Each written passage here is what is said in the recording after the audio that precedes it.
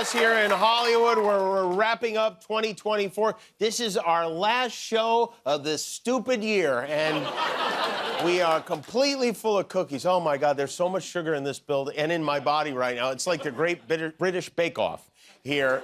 Christmas is, as I have to tell my kids multiple times a day when they ask, 12 days away. We had our Secret Santa gift exchange here at the office this afternoon. And a Secret Santa gift is a great reminder that even the people you spend 40 hours a week with have no idea who you are or what you like. Then after the show, we're having our staff holiday party. Now, attendance at the staff party is voluntary, except for one guy. There's one person who is required to attend our party this year. You know who that is, Guillermo? Who, Jimmy? Who do you think it is? Me? Yeah, see? All right. Yeah. Guillermo ghosted our party last year, even though it was planned at least a month in advance, and we held it right across the street. He went straight home, right? Yeah, that's right. What was your excuse again? I didn't have a babysitter. You didn't have a babysitter. Yeah. And yet there are no plus ones, and your wife doesn't work, right? No. Right now, in front of everyone, I would like you to swear. Do you swear not only will you show up for the party tonight, you do not leave until I leave. We will go together. All right. I swear I will go to the party and I will stay until his ass leave. That's okay. All right. Feliz Navidad. Feliz Navidad, yeah. Oh, one other bit of business. If you'll indulge me, I want to lay out some rules for the party for my coworkers. Here are the rules. If your drunk husband tells me you need a raise, you're fired. If Guillermo says do a shot, you do a shot. And please, don't ask me to be on your podcast. I'm not doing it. That's all. Anything else you want to do is fine. The best part about the holiday party is inevitably one person will do something that will haunt them for many years to come. Like the time one of our producers, I won't mention his name, but this is what he did.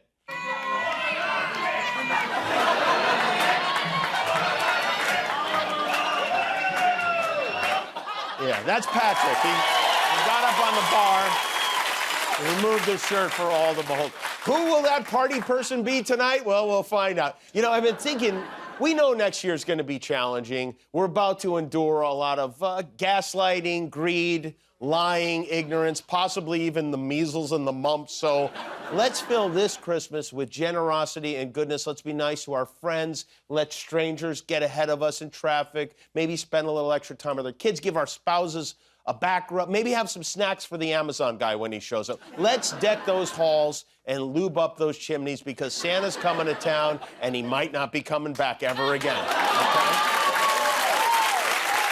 Which brings us to Donald Trump, who got yet another early Christmas gift today. He was named Time Magazine's Person of the Year. That's the cover. Sadly, there's no one left to roll it up and spank him with it. Maybe Elon will do it for him. I don't know.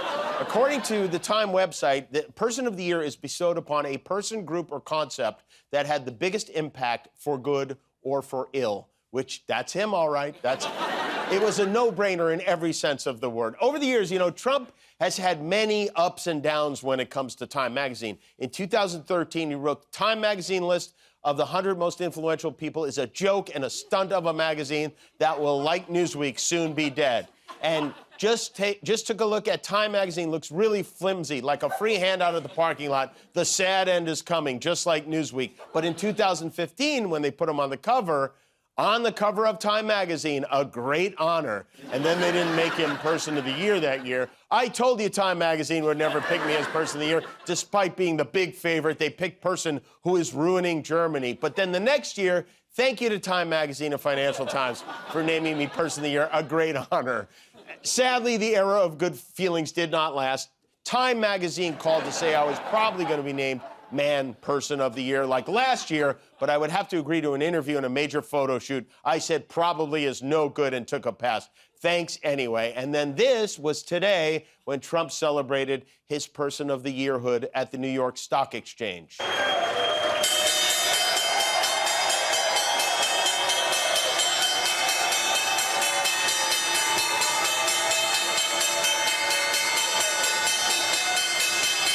Ding, ding, ding, ding, ding, ding, ding.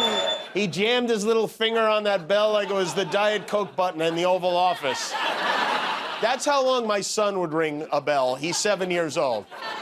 Just a very stable, very even, some say stable genius of a man. And then, since he was back in the Big Apple, Trump treated a floor full of stockbrokers to the classic, timeless story of the old lady and the apples. People can't afford their groceries, and they're going to be affording their groceries very soon.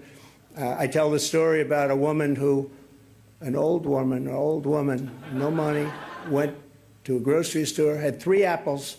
She put them down on the counter, and she looked, and she saw the price, and she said, "Would you excuse me?" And she walked one of the apples back to the refrigerator and came back to pay for the 2 apples. And she left with 2 apples. And the woman at the counter said that was so sad. And when I heard about the story, I said, that should never happen in America, and it's not going to happen in America. Yeah, and it never happened in the first place in America.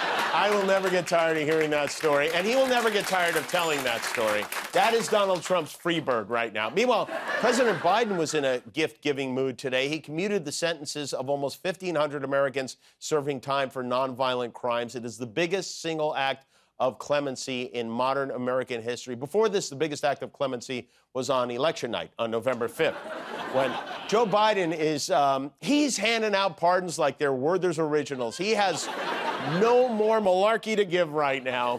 You know, crime is getting more complicated. We have news of yet another cyber attack on another company, this one on, of all places, Krispy Kreme. According to a filing with the SEC, the online systems of the Krispy Kreme donut company were disrupted by hackers late last month, which is, it's scary. I mean, if the donuts aren't safe, are any of us safe? Like, why is Krispy Kreme even online? You know, when I was a kid, we had donuts. We didn't get them from the internet. We got them from this chubby little guy with a Hitler mustache who'd get up before dawn and squirt the jelly in himself. And why did he have a Hitler mustache at a time that was much chronologically closer to World War II? We had no idea. And we couldn't look it up because we didn't have the internet back then. And the donuts were still great, maybe even better. The end of the year is a time to reflect, to look back on not just the good times, but also the moments where we came up short. And with that in mind, it's time to fondly recall some of the most memorable recalls of 2024.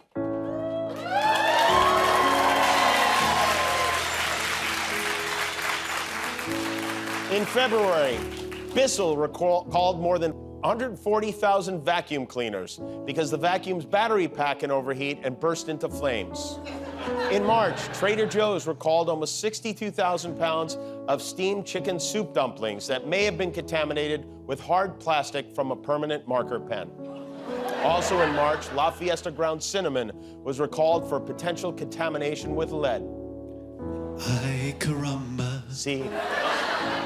April, Tide, Ace, Gain, and Ariel brand laundry pods were recalled. The outer packaging, meant to prevent access to the contents, can split open near the zipper track, which can lead to accidental exposure and poisoning. Also in April, Tesla recalled its new Cybertruck to replace the accelerator pedal to prevent the pad from dislodging and resulting in a loss of control. Elon's a dick. Yeah. In July, Claire's recalls 100% polyester Halloween witch hats. The hats violate federal flammability requirements, posing a risk of burn injuries to consumers. Flaming witch hats. And various deli meats recalled after multiple people died and dozens more were hospitalized as a result of listeria traced to boar's head liverwurst. Liverwurst is disgusting in the first place. August, Purdue frozen chicken tenders recalled because they may contain metal wire. And in November, Grimway Farms issued a massive recall on organic baby carrots that may have been contaminated with E. coli. Oh, I will recall you. Thank you, Jeff. Jeff Babko, everybody. All right. And one more thing before we forge ahead with the old year. After 12 long months of bleeping and blurring the biggest TV moments, whether they need it or not, we boiled them down to the best of the best, and we are very pleased to bring you now this year in Unnecessary Censorship. Forecasters are expecting above-average precipitation for here in the Central Plains, but also in the southeastern United States. Nora? Quite a horse. All right, Omar Villafranca, thank you. And officers tell me that this is not the first time that the man who the chicken had sticky fingers. I've gotten phone numbers. I've called them back. Mr. President, thank you. I couldn't get married. My dick was so large. We're working on Christian McCaffrey's. He had that injury against Washington a few weeks ago. I mean, that's common, right? I Jimmy Kimmel again inside of a claw machine because the only way I could get on his show. The whole thing. I just go straight in. You put the whole in your mouth? I do. I like to live on the wild side. A nearly 80-year-old Donald Trump talking about sizes is not what we need in this moment. He's got the smallest. His is like so small. Who's going to tell him that the he's currently might just be one of those black? As Ohtani goes, Ohtani is safe. A good throw from Stubbs. I've rarely seen this level of evil in my career, and I've two Nazis. At 96, I feel like, my God, I got butt just like the other people. Normally, you could actually hold their arms up because that's how I like to them. I like to with the arms standing straight up, like, ta-da, here I am.